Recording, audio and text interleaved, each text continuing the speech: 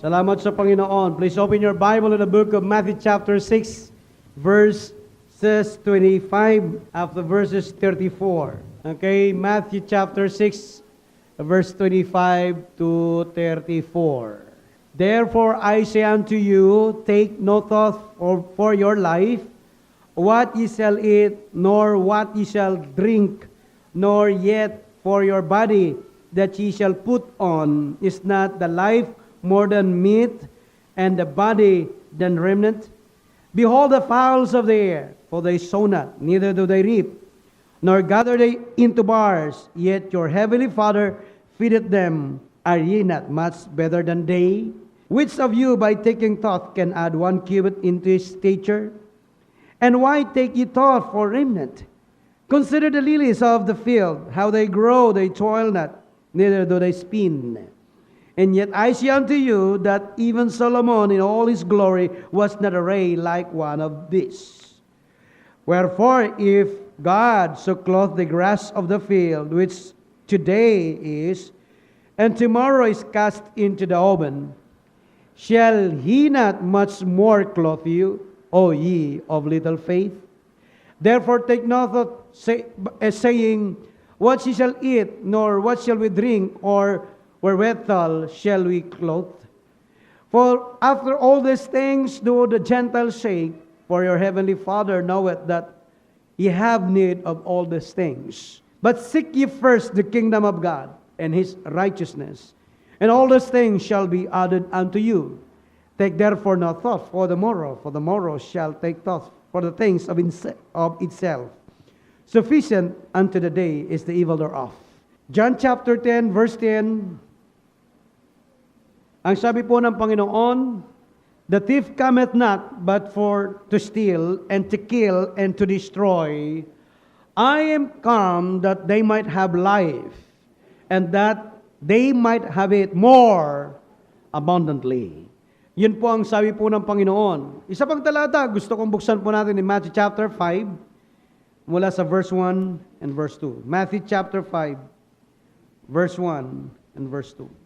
Ang sabi po ay ganito, and seeing the multitudes, he went up into a mountain, and when he was set, his disciples came unto him, and he opened his mouth and taught them, saying, blessed are the poor in spirit, for there is the kingdom of heaven.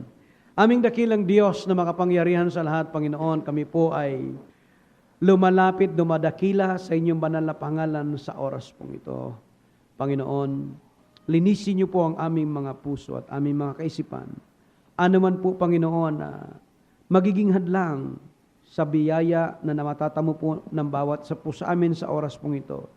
Linisin niyo po, Panginoon, patawarin niyo po kami. Ibuso, Panginoon, ng iyong pagpapala sa aming kalagitnaan sa oras pong ito. Kailangan po namin ng iyong pangunawa. Kailangan po namin ng iyong espiritu sa oras pong ito pang maunawaan po namin ang iyong salita. Kaya inihiling ko, Diyos, na manguna po kayo sa aming kalagitnaan sa oras pong ito. Maraming salamat sa pagkataon muling ito na ipinagkaloob mo pang kami magpuri at higit sa lahat mag-aral ng iyong salita sa oras pong ito. Mahal namin banal na Espiritu, manguna po kayo sa aming kalagitnaan. Magbigay kayo, Panginoon, ng kalakasan ng aming pananampalataya sa oras pong ito. Ito po aming dalangin sa ngalan ng aming Panginoong Hesus. Amen. Ang ating pag-uusapan po ay matatagpuan nga po rin sa mga talatang binasa po natin. Ang unang mga talatang binasa po natin ay patungkol sa bagay-bagay na pag-aalala ng isang tao. At ito'y pangkaraniwan sa bawat isa sa atin. Kristiyano ka man, hindi ka man Kristiyano, lahat tayo'y nag-aalala. Kaya ang ating mensahe ngayon ay nakikiusap na huwag mong patayin ang iyong sarili sa pag-alala. Bakit po? Ay tayo po mga tao, karamihan no sa atin, hindi man lahat, ay gustong mamatay. Ayaw natin, we hate suicide. Hindi po ba? But unknowingly, they commit suicide by worrying. Yung bang nag-worried ka, yung bang nag-aalala ka, yung bang mayroong kang anxiety o mayroong kang kabalisahan, hindi mo napapansin na ito isang uring pagpapakamatay. Hello. Hindi yata ako naiintindihan, ano? Ito isang uring pagpakamatay. Tandaan po natin na negative emotions not only hamper your health. Hindi lamang po yung kalakasan po ng iyong katawan ay magkakaproblema, kundi maging yung efficiency, yung promotion sa trabaho, yung trabaho mo ay maaapektuhan pag meron kang negative emotion. Pag nag-iisip ka ng negatibong mga bagay, mga kapatid, magkakaroon ng problema sa buhay mo. Hindi ba ninyo alam na negative emotions are destructive? Masyadong mapanira ang negatibong mga kaisipan. Negative emotions ay nagpapakita po ng hindi maganda sa ating katawan. Halimbawa, yung galit, yung puot na tinatanim natin sa ating puso. Okay, nauna-una ba niyo? Yung confusion, nako-confuse po tayo, nadi-disappoint po tayo. Yung disappointment pong yan, pwede pong mag-cause ito ng asthma. Pwede po ito mag-cause ng tinatawag nating common colds. Yung palaubo ka at sinisipon ka, pwede magkaroon ka ng tuberculosis sa iyong buhay. Pwede magkaroon ka ng TB. Pwede magkaroon ka ng sakit sa baga. Pwede ka magkaroon ng pneumonia. Pwede ka magkaroon ng eye disease and nasal trouble. Kaya negative emotion, hindi lang ma-hamper yung growth mo, yung health mo, but negative emotion can kill you. Negative emotion ay pwedeng pumatay sa'yo. Yung isang pasyente ho natin from Victoria, Laguna, retired teacher, masakit po yung kanyang balakang. At ang sabi po niya, grabe sakit ng kanyang balakang. Nagpa-ospital, nabalitaan niya ako pero nagpa-ospital na MRI, nakitang may crack yung kanya sa sapnan. Kaya sabi nung doktor, dito pwede rito sa Los Baños, dalhin natin doon sa Asia. Dinala niyan sa Manila. Ang laki ng gastos niya, libo-libo. At sinabi niya sa kanyang harapan ng doktor at narinig niya nang sabi niya, ma'am, wala nang paggaling ito. Kung gusto ninyo, lalagyan natin ng brace plate, lalagyan ng plate dito para magkaroon ng brace para hindi kayo masaktan. Ay magkano yon? 100,000 yon, mga kapatid. At walang ginagagaling ito sapagkat matanda na kayo, may crack. Alright, ito na ngayon. Ay science teacher pa naman siya, retired teacher.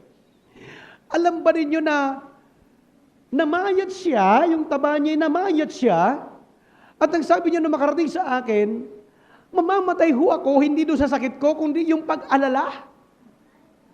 Mula nung marinig ko yung paliwanag ng doktor, hindi na ho ako natutulog.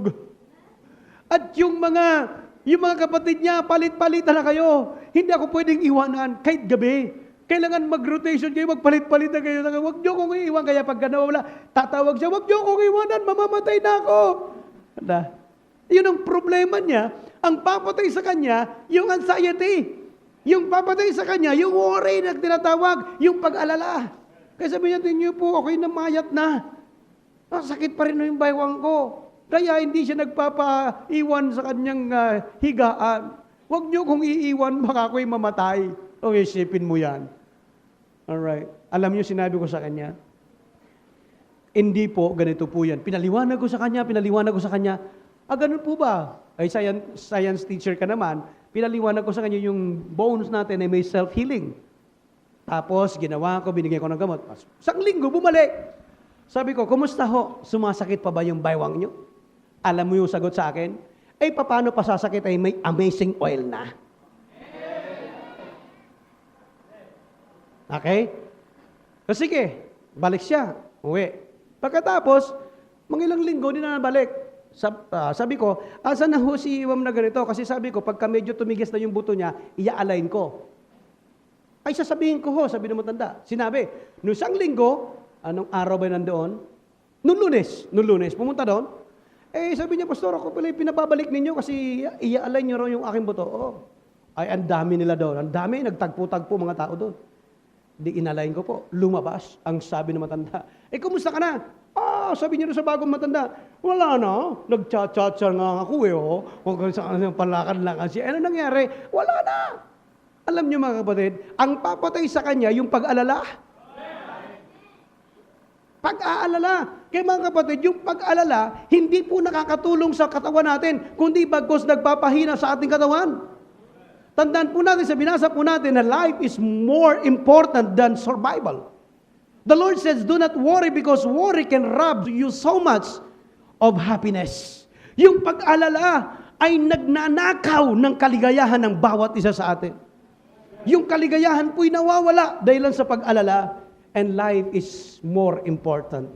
Ang buhay ay mas mahalaga po sa lahat ng bagay. Kaya sabi ng Panginoon, do not worry about your body. Your body is more valuable than kung anong ilalagay mo dyan. Kasi sabi na sa Mateo, binasa natin kanina sa Mateo, di ba? Kung ano ang kakainin, kung ano ang iinumin, kung anong daramtin. Yun ang problema ng tao ngayon eh. Yung pinakang basic po na kailangan po natin ay yung pagkain, inumin, at yung pangsuot. Oho, yun po yan.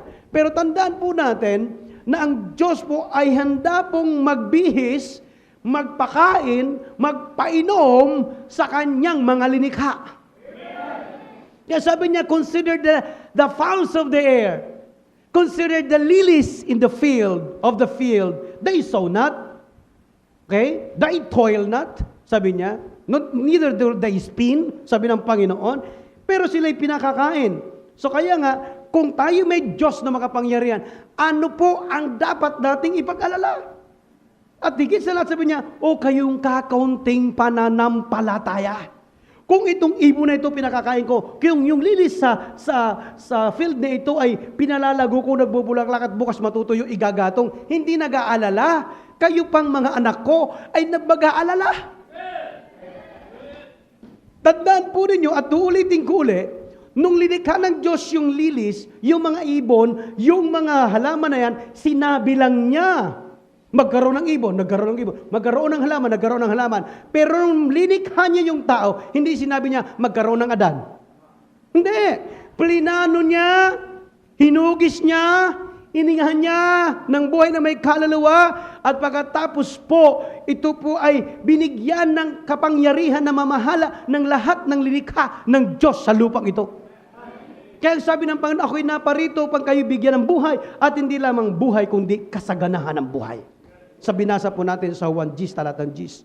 Sa makatuwid, kung meron tayong Diyos na lumikha sa atin at higit sa lahat, minahal tayo at mahalaga tayo sa harap ng Diyos, at espesyal ang pagkalika sa atin ng Diyos, hindi ka pababayaan ng Diyos. Sabi ng Panginoon, bakit ka nag-aalala? Sabi nga ng Mateo 4, man shall not live by bread alone, but by every word that proceeded out from the mouth of God. Ang tao po. Yan, lesson po natin dito. Number 1, God can provide. God can provide. Sabi nga ng Bible sa Philippians 4:19, God will supply all our needs. That is Philippians 4:19.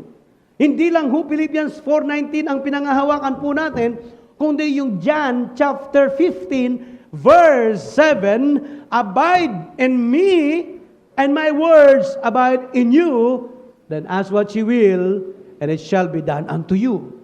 Anong sabi ng Panginoon? Manatili kayo sa akin at ang salita ko ay manatili sa inyo. Hingiin ninyo ang iyong ibibigay ko sa inyo. So hindi na po kailangan. Hindi na po yung kailangan. Ang sinasabi ng Panginoon, yung gusto mo. Sapat binasa natin sa 1 Gs, siya na parito pang ikaibigyan ng buhay at higit sa lahat, kasaganahan ng buhay. Pero ang problema, tayo yung anak ng Diyos, karamihan sa mga anak ng Diyos, siya yung naghirap sa mundong ito. Samantalang pag-aari ng Diyos ang lahat ng bagay sa lupang ito. Samantalang linikha ng Diyos ang lahat ng bagay dito para sa mga anak ng Diyos.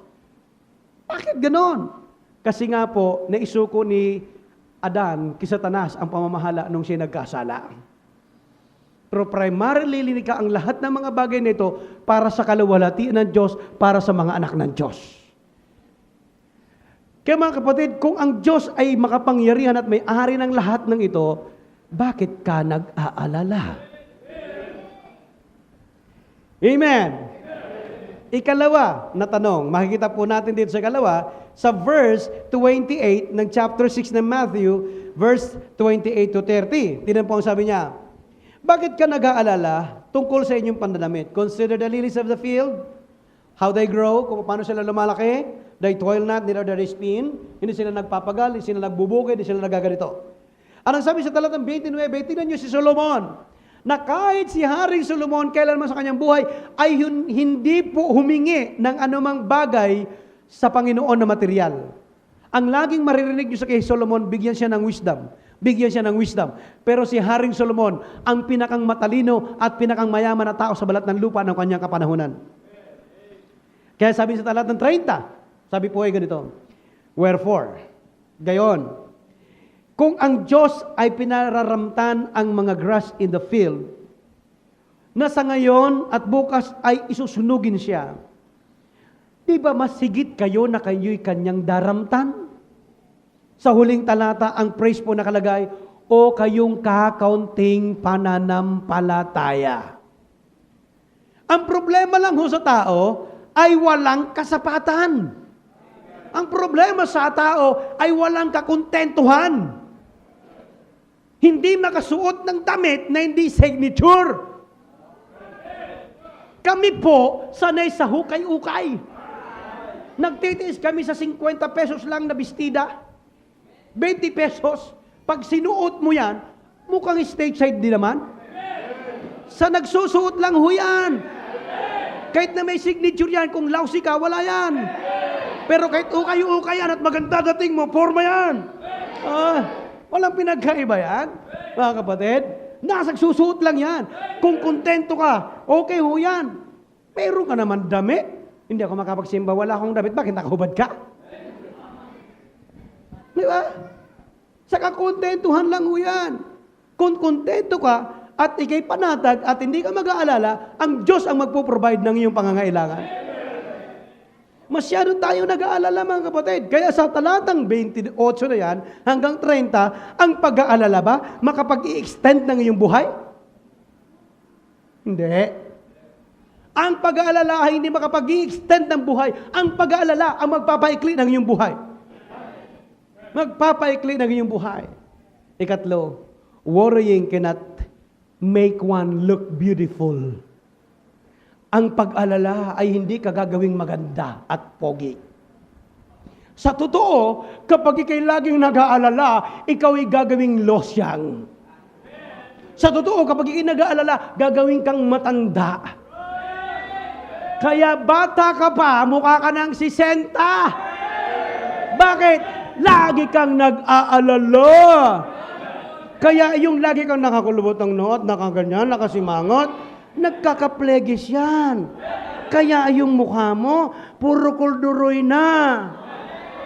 Bakit? Kasi lagi kang nag-aalala. Alala ng alala. Pero kung ikaw ay nakangiti, batak lagi yung mukha. Kahit hindi ka magpa-facial at kahit hindi ka magpa-unat ng iyong balat din banat na banat pa rin yan. Mukha ka pa rin bata. Alam mo, kukulubot din ito isang araw. Pero mas maganda kapag ikay laging naka-smile at ikay hindi nag-aalala, mawawala yung wrinkles mo Kahit linggo-linggo magpa-facial ka sa sikat na parlor dito sa Pilipinas, kung sino man yan, magpabata ka dyan ng pabatak, isang araw, kukulubot din yan. Oo. Kaya yung pag-alala ay hindi po nagbiging maganda tayo. Oo.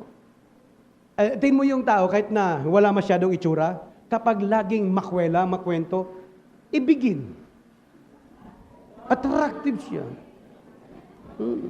Kaya playboy yung mga yan isipin mo yan. Bakit? Ay iba ang dating Mas nagiging gwapa at gwapo ang tao kapag laging naka-smile. Kung naggugluto tayong kamaan, at pati dito sa mukha mo, glutathione din ang pinupunas mong sabon. At mayroon ka pang cream ng glutathione. At maya't maya, sinisinsil mo yan at kinikis-kis mo yan para kuminis. At pagkatapos winawalis-walis mo pa.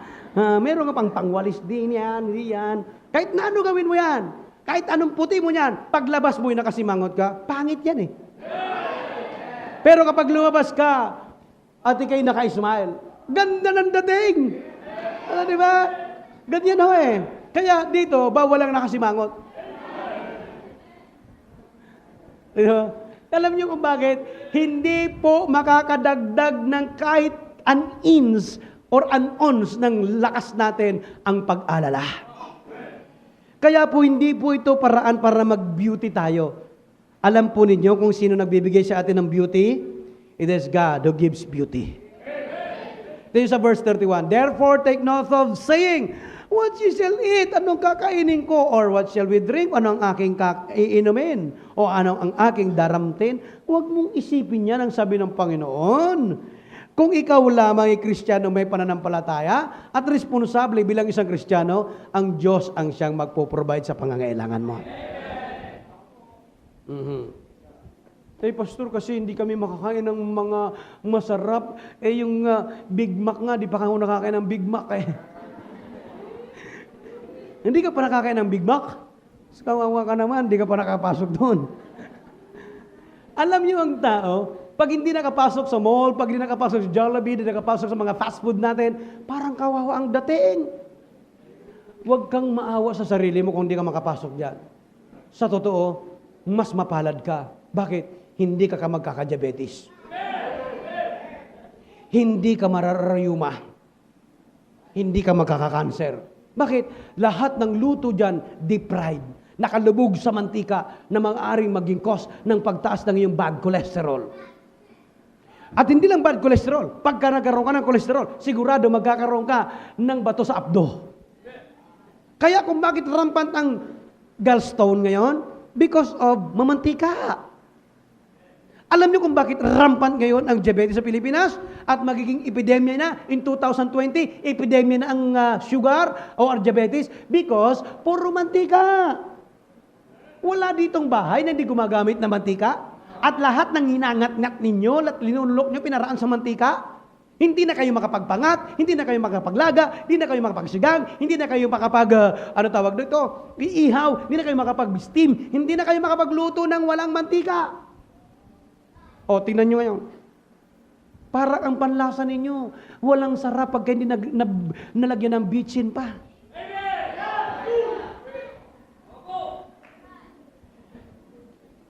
Ang glutamic acid na yan, nadala ng pangtaktak ninyong seasoning na yan, ang glutamic acid na yan, ang sumisira sa utak ng tao. Kung bakit maraming Parkinson disease, kung bakit maraming paralyzed sa Pilipinas, because ang pagkain na maraming mga nakakasira. Sasabihin, approve ho yan ng BIFAD? Baka yung binitindan yung gamot na pagkain, hindi approve ng BIFAD? Hindi ho lahat ng aprobado ay tamang kainin. Sapagkat yan ay aprobado pero hindi po pwedeng kainin. Yung alak man ay aprobado. Yung sigarilyo din ay aprobado rin. Yung mga sitsirya ninyong kinakain ng mga anak ninyo, aprobado rin. Ano may dudulot yan sa katawan ng tao? Sira! Yung meat processing na yan, aprobado rin naman na ginamitan ng saletre, ginamitan ng coloring, ginamitan na kung ano-ano mga preservatives. Ng sodium benzoate, sodium kung ano-ano. Approve din naman.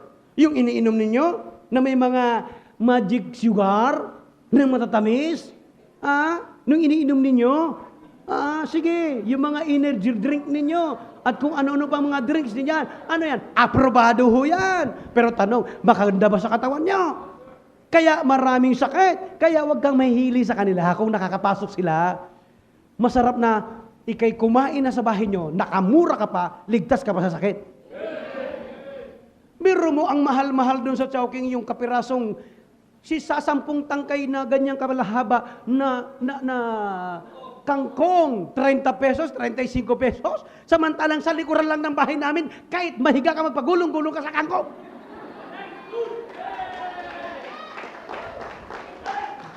Kamahal-mahal, kakapirasong gano'n. Ganyang kahaba, tapos isa 10, 30 mahigit. Sabi ko, samantalang sa amin, magpagulong-gulong ka sa kangkungan doon, ang daming kangkong doon.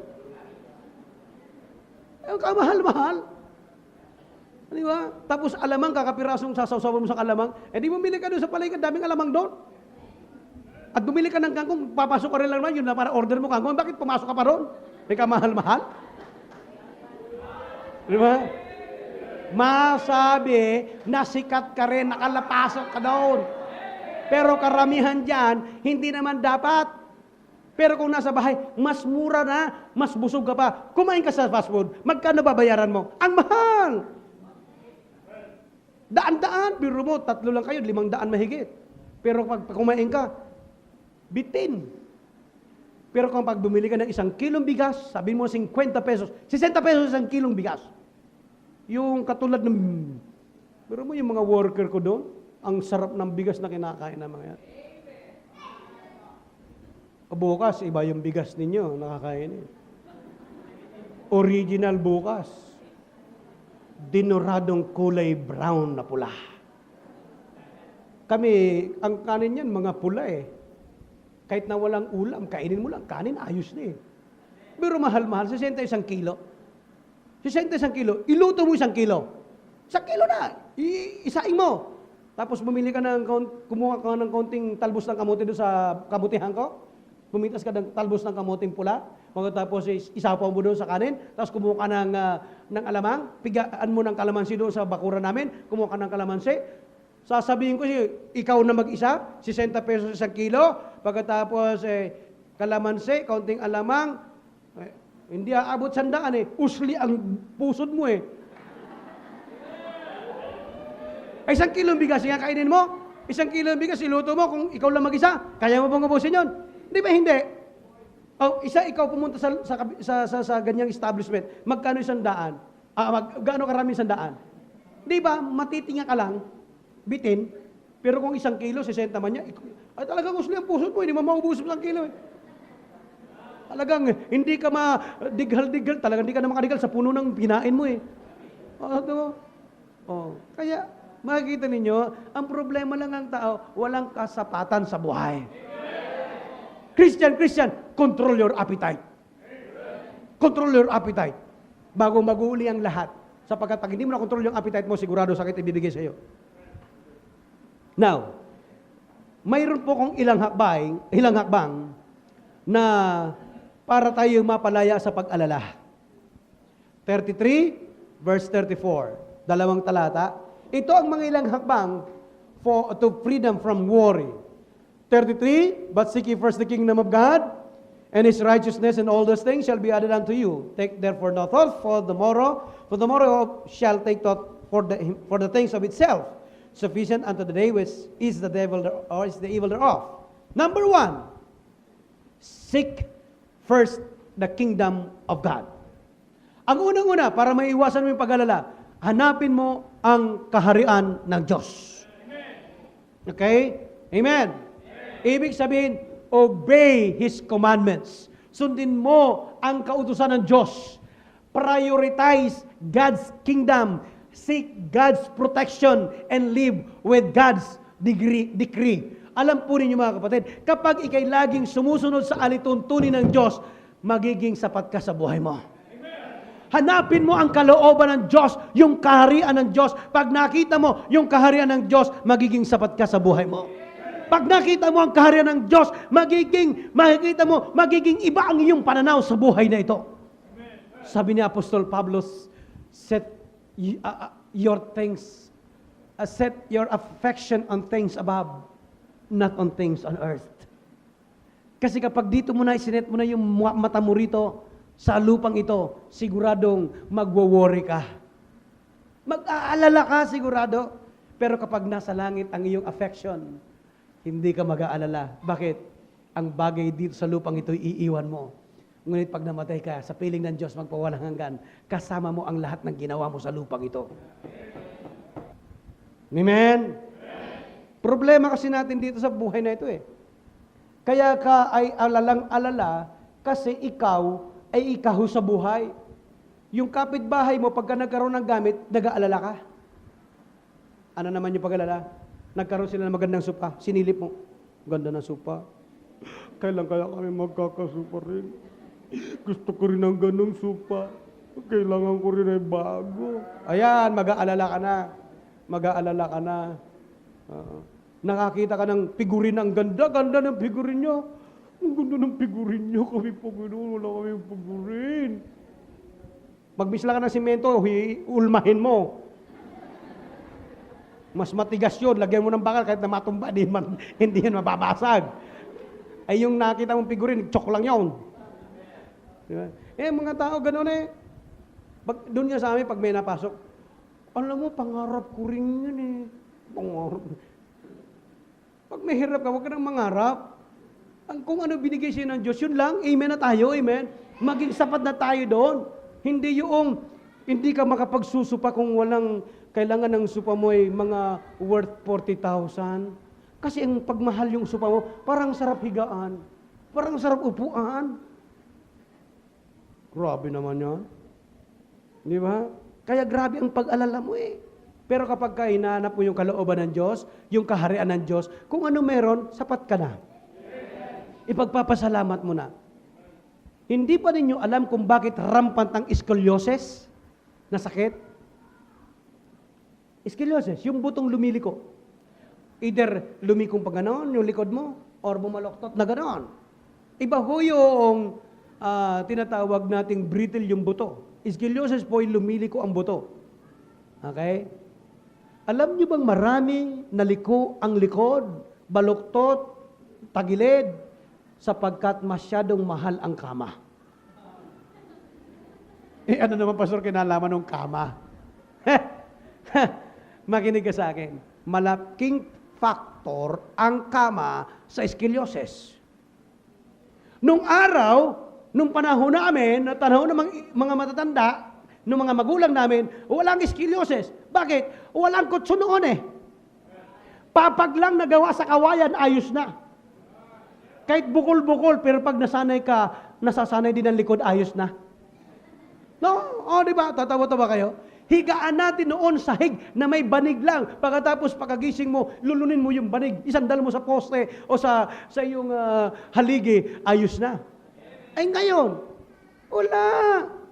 May waterbed pa. Pag lubog, sarap, ang lambot-lambot. Isipin nyo na 8 oras, minsan mahigit pa, ang iyong ilinalagi sa iyong higaan. Kung ano yung posisyon nun, sa loob ng maraming taon, ilang oras ka na ganun ang posisyon? Anong klaseng buto meron ka? Amen? Nakatagilid ka, tagilid din siya. Kung nakahiga kang flat na flat, ganun din siya. Baluktot siya. Bakit? Sobrang lambot. For how many years na tumanda ka? At gaano katagal nasa higaan ka? Kaysa sa upuan sa simbahan. Yeah. Tuusin mo sa loob ng 1 buwan, sa loob ng 1 taon, ilang oras ang linalagi mo sa higaan kaysa sa simbahan. 1 linggo, 2 na oras. Umaga ng linggo. Pagdating ng hapon, di ka na darating. Diba? Ilang beses ka natulog sa 1 linggo? Ilang oras ka matulog? Kagigising mo pa lang, tulog ka na naman eh. Pag di nasiyahan doon sa kama, doon sa suka, sukat ng sukat, di matapos ang sukat. Tulog na naman. Di ba? So kaya nga, makita po natin dito, kung ang kaharian ng Diyos ay nakita mo at natagpuan mo, makikita mo, magiging iba ang iyong pananaw sa buhay. Ikalawa, do not fast forward life's concern. Ano naman yung fast forward? Pag fast forward, pauna. Pag rewind, backward, yon. Pag fast forward, doon sa unahan. Ano ibig sabihin ko? Ang ibig sabihin ko, kung ano yung ngayon lang mamuhay ka sa ngayon. Ano ibig sabihin nito? Kasi po, kung ano yung kailangan po natin will be sufficient ngayon. Kaya ang sabi nga ng Bible dito sa Matthew na ito, ay makikita po natin sa verse 11, give us this day our daily bread. Ibigay mo sa amin ang araw-araw ng aming kakainin. Hindi po sinabi niya, ibigay mo sa amin ang 1 taon naming kakainin. Hindi sinabing 1 buwan na kakainin. Ang sinabi, araw-araw. Sa makatuwid, masapat kang mabuhay sa pang-araw-araw. Ang problema sa panahon natin ngayon ay yung bagay na kung papaano iniisip yung bukas makalawa.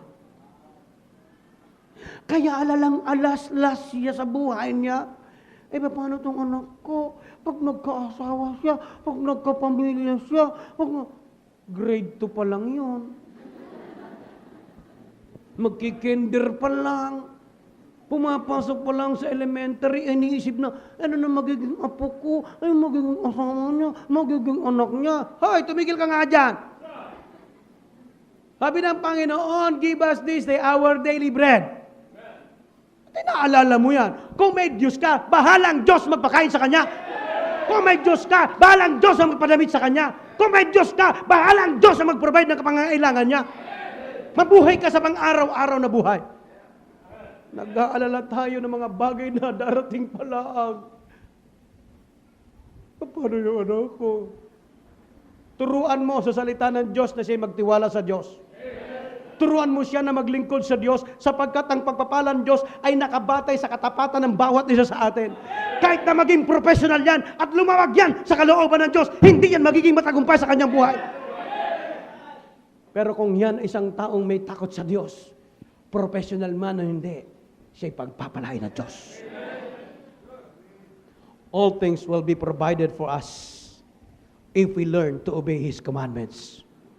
Ipoprovide ng Diyos. So live for God and His glory. Mabuhay ka sa kaluwalhatian ng Diyos. We should spend time wisely just for the sake of the furtherance of the gospel. Mga kapatid, kaya tayo minsan nagkakaproblema. Yung ebanghelyo din natin na ipapalaganap. Kasi minsan, yung sarili natin problema, nakatutok na lang tayo, hindi na tayo nakatulong sa gawain ng Diyos. Pero tatandaan ninyo na sabi pa, seek ye first the kingdom of God. Amen? Amen. And what? His righteousness and all these things, what is all? Pagkain, inumin, pandamit, shall be added unto you. Wag mong unahin ng Diyos. Wag mong unahin ang gawain ng Diyos. And all this thing will not added unto you. Magtrabaho ka man. Pero kapag ikay naging matapat sa Diyos, sinunod mo yung kalooban ng Diyos sa buhay mo, and all those things shall be added unto you. Kahit na magnegosyo ka pa, gawin mo pa yung calculator mo yung malaki, tuhusin mo yung kikitain mo. Hanggat hindi ka pinapatnubayan ng Diyos, hindi ka kikita. Maliban ng iyong buhay, ay nakasama mo ang Panginoon. Kahit hindi ka marunong magkwenta sa calculator mo, pagpapalain ka ng Diyos. Kahit hindi ka pa mag-aral ng management, kahit hindi ka pa mag-aral ng accounting, kahit hindi ka marunong pang bumilang, sisiguraduhin ko sa iyo, pag naging tapat ka sa Diyos, pagpapalain ka ng Diyos. The Lord did not say, do not think, do not plan, but ang sabi niya, do not worry. Pwede kang magplano, pwede kang mag-isip ng mga strategy, pero hindi sinabi niya na mag-alala ka. Kaya pag may Diyos ka, bibigyan ka ng kaisipan para mag-isip ng mga estratehiya kung paano ka mabubuhay sa buhay na ito. Bibigyan ka ng kaisipan ng Diyos na magplano kung paano ka pagpapalain ng Diyos. Bibigyan ka ng wisdom ng Diyos. Pero hindi niya sinabing bawal yon. Ang sinabi niya, huwag kang mag-alala. So pwede ka pa rin mag-isip. Pwede ka pa rin magplano. Huwag ka lang mag-aalala. Amen? Amen? So God is not against planning, but He says, do not worry. Because life is more important than livelihood, mga kapatid. Hello? Kapag nakuha mo ang susi ng Diyos, yung susi ng pagpapala ng Diyos, bibigyan ka ng, susustinihan ka ng Panginoon ng panghabang buhay. Hindi po 500 a month pipila ka sa land bank. O sa land bank ba yun? Development Bank. Tama, doon sa bangko. Hindi ganun ang plano ng Diyos eh. May kasabihan tayo, turuan mo ang tao mangisda, huwag mong bigyan ng isda. Ay binibigyan lang ng isda ng mga rebates na yan. Hindi ba isang kabaliwan yon?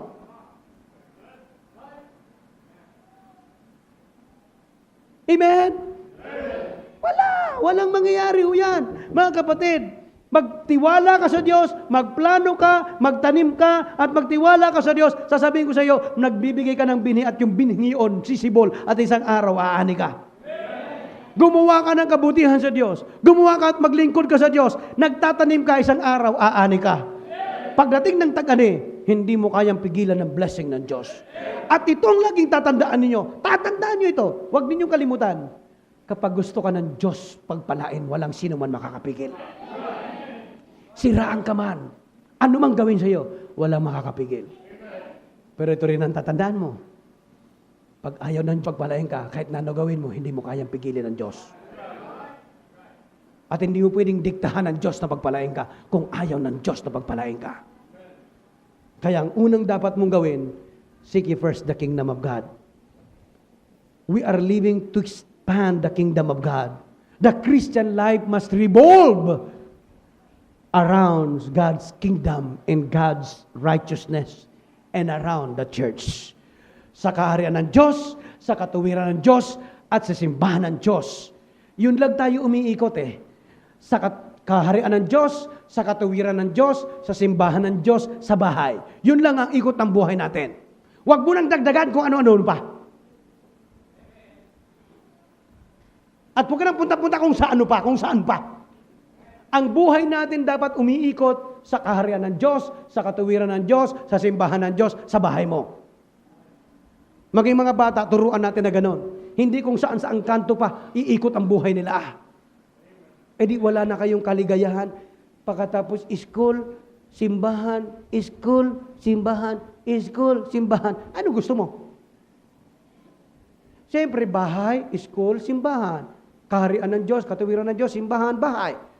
Eh kung lalagay mo, bahay, gimmick, simba, ano naman katuwiran ng Diyos doon at kaharian ng Diyos doon? Kaya naghihirap tayo dahil sa maraming bisyo ang Pilipino. Ang Pilipino napaka masamang pakinggan. Matakaw na lang para mas madali. Nakapaghahanda kahit na mangutang basta may piyesta. Kahit na may bisita siya, makapangutang, masabing meron siya. Di bali mangutang at magkandahirap-hirap basta may handa sa kanyang cute na anak. Magdidigo pa naman o magbe-birthday siya. Makita sa mga kapitbahay na mayroon din siyang ihanda. Kayabangan mo lang yun. Kung wala, di wala. Kung meron, di meron. Ano bang problema doon? Ang problema, marami kang ginagastos, pero sa kingdom ng Panginoon, wala kang magastos. Kaya hindi ka pagpalain ng Diyos sapagkat kuripot ka sa gawain ng Diyos. Pag sa kalayawan, masagana ka at malaya ka. Nakagagastos ka, text ka ng text, araw-araw. Hindi ka man lang makapagbigay sa gawain ng Diyos. Napag ano ka lang doon sa share program, hirap na hirap kami sa mga project ng simbahan. Tigilan mo na nga yan. Mula ngayon, wala kayong magbigay. Baka sabihin nyo pa, nahihirapan ka dyan sa bangko na yan. Baka kayo mabinat. Isang bangko lang. Mula ngayon, tigilan nyo na, isaran nyo na yan. Kung gusto mo magbigay ka sa Diyos, sinabi, ito may project tayo, magbigay ka. At pag hindi ka nagbigay, bahala ka sa Diyos. Pero tatandaan ninyo, kapag natuto kayong magbigay sa Diyos, sa kaharian ng Diyos, sa katuwiran ng Diyos, pagpapalain kayo ng Diyos. Parang sa pilitan pa yan eh. Itigil nyo na nga yan. Paano nyo nakapagbigay? Bilhin na natin ng bangko, bukas. Ibilhin na natin bukas. Yung ini nagbigay, bahala kayo. Mag-offer rin kayo para makabili tayo niyan. Kung lahat lang tayo nagtatize, wala na tayong ganyan. Alisin mo yan. Lahat tayo maging tapat sa tithes and offering. Sasabihin ko sa iyo, mayroon tayong pabili. Kahit pilitin mo yan at mag-share ka pa at hindi ka rin nagtatize, wala rin yan. Magduro sa rin ng kongregasyon ang gawain ng Panginoon. Kaya sasabihin ko sa inyo, maging tapat ka sa Diyos at pagpapalain ka ng Diyos. Ako nagbibigay sa gawin ng Panginoon, pagpapalain ako ng Diyos. Sabi, ay huwag ka na magbigay, nandiyan naman si pastor, mayaman naman yan. Sige, sige, ganyan na ugali, gawin mo. Wala akong pakialam yan. Alam mo kung bakit? Ako pagpapalay ng Diyos, hindi naman ikaw eh. Huwag mong sabihin sa sasang araw na, bakit si pastor yumayaman yata? Ay ako nagbibigay sa Diyos eh. Ay ikaw, hindi ka naman nagbibigay eh. Baka naman yung offering talaga pastor yan. Hindi. Di po ba? Naunawahan ba niya? Oo. Kaya wag ninyong ganyang katuwiran ho ninyo. Ang katuwiran ninyo, dapat, sama-sama tayo mabigay para tayo sama-sama magpalain ng Diyos. Amen. Wag, hindi, dyan na si, nandiyan naman si sister na ganyan, mayaman yan, siya na magbigay. Si sister lang na ganyan na payayamanin ng Diyos. Kaya rin nyo, marami rito pinagpapala ng Diyos, yung mga taong generous sa gawain ng Panginoon pinagpapala ng Diyos. Tayo mo yung mga kuripo, tinan mo, lalong pinahirapan ng Diyos. Pag kuripot ka sa Diyos, kukuriputan ka ng Diyos. Kapag maaluan ka sa Diyos, aaluan din ang biyaya ng Diyos sa buhay mo. Yan ang tatandaan nyo. Seek ye first the kingdom of God and His righteousness, and all those things shall be added unto you. Maniwala kayo, formulang yan. Sapagkat yun ang kalooban ng Diyos, yun ang sinasabi ng Diyos. Work to have food and clothing. Okay yun. Kaya ka nagtatrabaho para makakain at may damit ka at may bahay ka. Pero kung magtatrabaho ka at hindi mo na inhanap ang kalooban ng Diyos, walang kwenta ang iyong paghanap buhay. Pag naghahanap buhay ka, hanap buhay, hanap buhay, hanap buhay, at nalimutan mo yung gawin ng Diyos, hanap patayan. Papatayin ka ng Diyos. Sa konsumisyon, ang konsumisyon na hindi titigil sa buhay mo, makukonsumi ka habang nabubuhay. Kasi pastor, kaya di ako makapagbigay kasi ito may problema, hindi pa tapos sa problema, may problema na naman. Kaya kaganyan kasi hindi mo hinahanap ang kalooban ng Diyos. Ang kaharian ng Diyos. Subukan mong magsimula kang maglingkod sa Diyos, unti-unting mawawala yung mga worry mo yan sa buhay. Magiging masaya ka pa, magiging gwapa ka pa, at gwapo sa harap ng Diyos sa tao. Gaganda pa ang aura ng iyong mukha. Naka-smell ka. May pera ka, may sweldo ka, kung lubot na ang mukha mo, ang aura mo ay pangit na ang aura mo, hirap ka pa rin sapagkat puro gastos at puro gastos, puro gastos, puro gastos, wala ang katapusang gastos. Bakit? Hinahanap mo ba ang kalooban ng Diyos? Anong liwanag naman ng formula ng Diyos? Seek ye first the kingdom of God and His righteousness, and all these things shall be added unto you eh. Naniniwala ba kayo dyan? Maraming mga tao ginagawa, naniniwala kay Jesus na makapangyarihan, pero ayaw magtiwala. We must be free enough to serve, to have ministry because He prepared us to accomplish God's work upang tayo po ay pagpalain ng Panginoon. Mga kapatid, anong ministry meron ka sa church? I-trace nga natin. Meron bang dahilan ang Diyos para pagpalain ka? Meron ka bang rason na para pagpalain ka ng Diyos? Magkwentahan tayo. Ano ang rason para pagpalain ka ng Diyos? Ang tanong ko ito, ano ang ginawa mo sa Diyos para pagpalain ka ng Diyos? Hello. Hingi tayo ng pagpapala sa Diyos. Gusto natin ipagpalain ng Diyos. Ang tinatanong ko po sa inyo, ano nga po ang ginawa nyo sa Diyos para suklian ng Diyos ang pagpapala? Bisita ho namin, kung wala pa kayong ginagawa sa Diyos, magmula kayo ngayon, magpurit, maglingkod sa Diyos, at diyan kayo magsimula para kayo pasaganayan ng Diyos. Hindi po plano ng Diyos na kayo ipaghirapin. Hindi plano ng Diyos na kayo magdusa sa buhay na ito. Ang plano ng Diyos, siya'y naparito upang ikaw, upang ako ay bigyan ng buhay at higit sa lahat, kasaganahan ng buhay. Bakit hindi mo madama ang kasaganahan ng buhay? Bakit ilan lang ang nakakadama at nakakaranas ng saganang buhay? Simply because ilan lang ang sumusunod sa kalooban ng Diyos. Simply because silang ang nagbibigay ng anumang maga at sumusuporta sa kingdom ng Diyos. Amen. People worry too much. That's why they don't serve God. Kaya hindi sila makapaglingkod sa Diyos ng todo sa buhay niya sapagkat grabe ang pag-alala. Kaya hindi sila makapaglingkod sa Diyos sapagkat grabing pag-alala. Okay? we have to deal with worry to do more for God. Mula sa umagang ito, yung worry ho ninyo, yung pag-alala ho ninyo, i-deal ho ninyo, ibigay nyo sa Panginoon para makapaglingkod ka sa Diyos. The Christian should value the body rather than the clothing without. Alam po ninyo, kinakailangan natin yun eh. Mas mahalaga ang ating katawan kaysa sa damit mo. Maraming mga tao di makapagsuot ng sapatos na hindi maganda. Hindi makapagdamit ng hindi maganda. Pati yung kaloob-looban kailangan signature at maganda. Bakit? Ipakikita mo ba yan? Oy, ang ganda ng gilalim ko.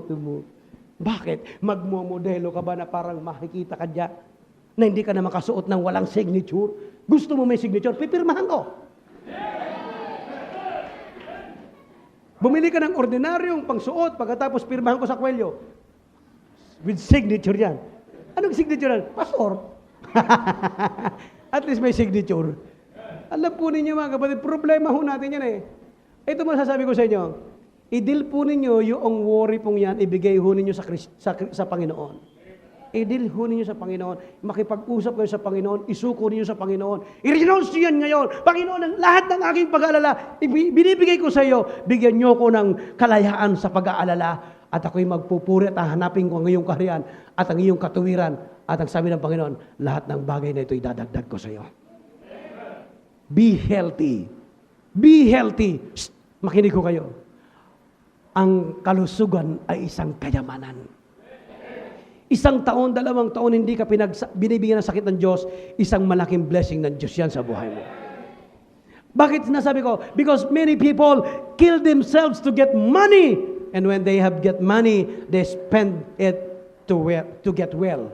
Ano ibig sabihin? Maraming mga tao, busy magkaroon ng pera, pinapatay ang sarili sa paghahanap ng pera, Pagkatapos nakakita ng pera, yung lahat ng kanyang hinanap, isang araw pag-retire niya, lahat din kulang pa sa kanya.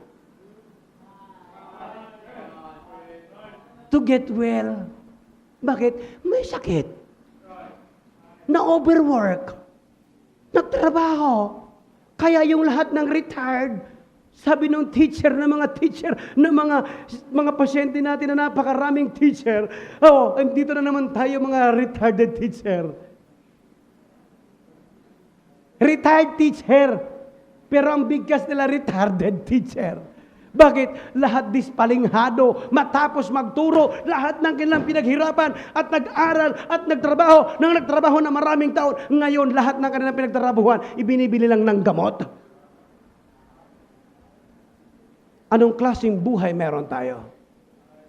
Yung mga nag-abroad, mga nagso-Saudi, mga nagsisiman, ang daming pera. Pagkatapos pag-alis sa barko, inuubos yung kanilang pera doon sa gastos din para sila'y gumaling. Yun ba talaga ang plano ng Diyos sa buhay mo? Mas gugustuhin kong kumakain ako ng 3 beses with merienda pa sa maghapon na malakas kaysa marami kang pera. Isang araw, yung perang yung inipon mo, pupunta rin sa iyo para gumaling ka. Yung pinsan ko, milyon-milyon kinita, na-enjoy ba niya? Nung kahit kaunting sandali, hindi niya na-enjoy.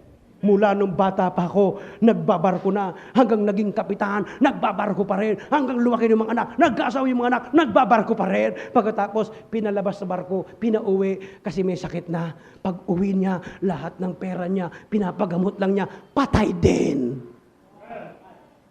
Ano nangyari? Yung hanap buhay, patay. Hanap patay. Hindi hanap buhay. Na-enjoy ba niya yung kinagkagastosan niya? Hindi. Hindi siya pwede pumasok sa Jollibee. Hindi siya pwede pumasok sa Big Mac. Hindi siya pwede pumasok sa mga fast food. Bakit? Bawal. Ay, nung ginawa sa pera mo, ang dami mong pera pinaghirapan, nakakain ka sana, hindi bali mamatay ka, nasarapan ka naman. Ay, ang problema nga, ang daming bawal. Hindi mo makain. Kasi pag kumain ka, patay ka kagad. Pag uminom ka ng marami, patay ka rin kaagad. Masakit na sakit yan. Bawal uminom ng marami, mamamatay ka. Kumain ng marami, patay ka. Ano nangyari sa pera mo? Magkano ang gastos mo sa sakit mo? Yan ang sinasabi ko, kapatid. Kung talagang Kristiyano ka, magtiwala ka sa Diyos at pagkatapos ilaan mo sa Diyos ang buhay mo, pahabain ang buhay mo ng Panginoon. Pag naging materialistic tayo masyado mga kapatid, tatandaan ho ninyo, magiging problema rin natin balang araw. Bata pa, malfunction ang kidney. How much? Di malfunction ng kidney? Millions of pesos. Swerte mo pa kung nabuhay ka pa. Sino siya nakakitang dinialysis for how many years? Buhay pa. Habang dinadialysis para mabuhay. Pagtigil ng dialysis, patay. Magkano ang dialysis? Libo-libo? 37,000 a month ang minimum. Plus, may plus pa yun. Siyempre yung pamasahe mo diretso sa ospital, gastos mo, kita nyo? Plus pa yun, may plus pa. Kasi kung maputla na yung dugo mo, tuturok-turokan ka na, napakamahal. Ang daming kong gastos yan, mga kapatid.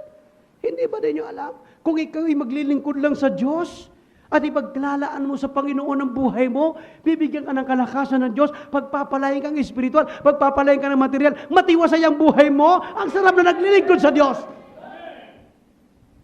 Seek ye first the kingdom of God and His righteousness. Ang sabi ng Panginoon, and all those things shall be added unto you. Busy ka sa hanap buhay. Isang araw, babagsak ang katawan mo. Mapapakanino kaya ang iyong pinaghirapan? Mapupunta lang sa gamot at sa doktor.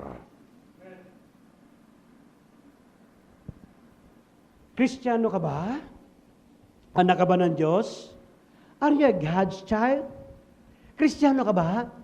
Pray, for the Heavenly Father knoweth kung anong kailangan mo. At ang Panginoong Diyos ay nag-aantay at nakikinig sa iyo. Are you? Amen? Are you listening? Amen? Yes. Tingnan po ninyo. Ano sabi ng Panginoon? Ang pag-aalala ba ay makakadagdag ng isang siko ng iyong buhay?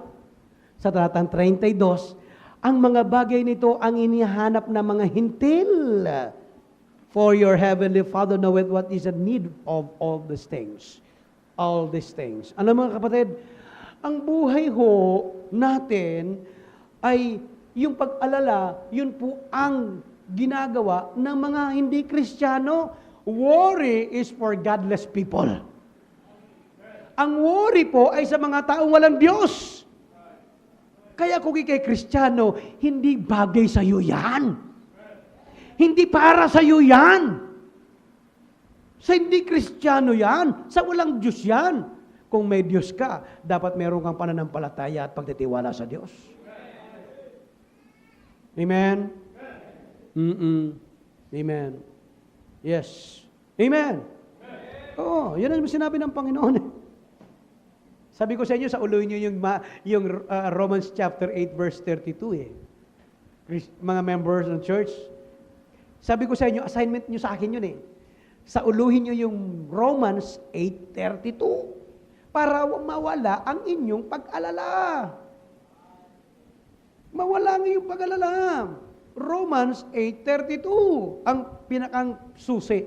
At itong Matthew chapter 6 verse 33. Yun lang. 6:33 and Romans chapter 8 verse 32. He that spared not his own son, but delivered him up for us all, how shall we not with him also freely give us all things? Sa Tagalog pong pangungusap, ang sabi ni Apostol Pablo, kung yak aking isang anak na bugtong na anak, si Kristo tinutukoy po, sabi ng Ama, hindi ko sa inyo ipinagkait. Ibinigay ko sa inyo ng buo para mamatay sa krus ng Kalbaryo para sa inyo. Yung pa kayang mga bagay na yan, hindi ko pagkaloob sa inyo. Amen? Ano ba ang halaga ng pagkain kaysa sa anak ng Diyos? Gaano ba kahalaga ang iyong damit kaysa sa anak ng Diyos? Gaano ba kahalaga ng iyong iinumin? Magkano ba ang inumin ngayon? Magkano ba ang Wilkins ngayon? Magkano ba ang mineral water ngayon? Ay, yung iba naman sa atin, hindi manabili. Sa poso lang, ayos na eh. Kaya nagkaka-amimbiasis tayo at nagkakaulera tayo eh. Bakit eh? Meron coliform eh. At meron na E. coli virus eh. Kaya yung maraming microorganism, may salmonella, may arsenic. Kaya yung mga utak natin ay bagal eh. Di ba? Pero kahit na mahal yan, gaano ba halaga ng anak ng Diyos kay Kristo sa pagkain at pagdamit natin? Sabi ng Panginoon, kung yun nga, hindi ko pinagkait, yun pa kaya mga bagay na ito, ipagkait ko sa inyo? Kung ikay mayroong pagtitiwala sa Diyos. Kung ikay anak ng Diyos. Kapatid, mag-invest ka ng time sa Panginoon. Mag-invest ka ng talent mo sa Panginoon. Ito ang sasabihin ko sa'yo, gagarantihan kita. Pagpapalain ka ng Diyos. Hindi garantiya na ikay ngayon anak na ng Diyos, Kristiyano ka na, tapos na. Hindi po. Maliban sumunod ka sa kalooban ng Diyos, maliban sumunod ka sa alituntunin ng Diyos, saka lang pagpapalain ka ng Panginoon. Seek ye first the kingdom of God and His righteousness, and all these things shall be added unto you. Amen? Hayaan, huwag mong alalahanin ang araw ng bukas. Hayaan mo ang araw ng bukas mag-alala sa sarili niya sa talatang 34.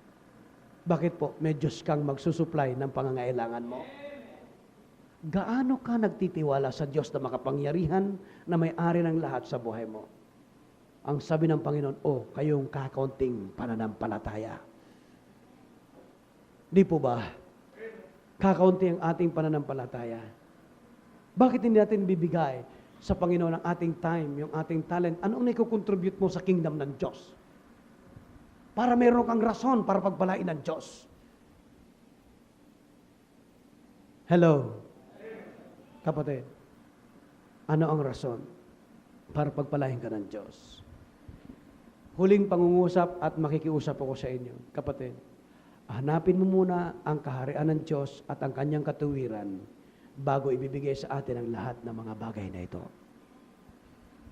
I-renounce mo ngayon sa oras na ito, Lord, palayain niyo po ako sa pag-alala.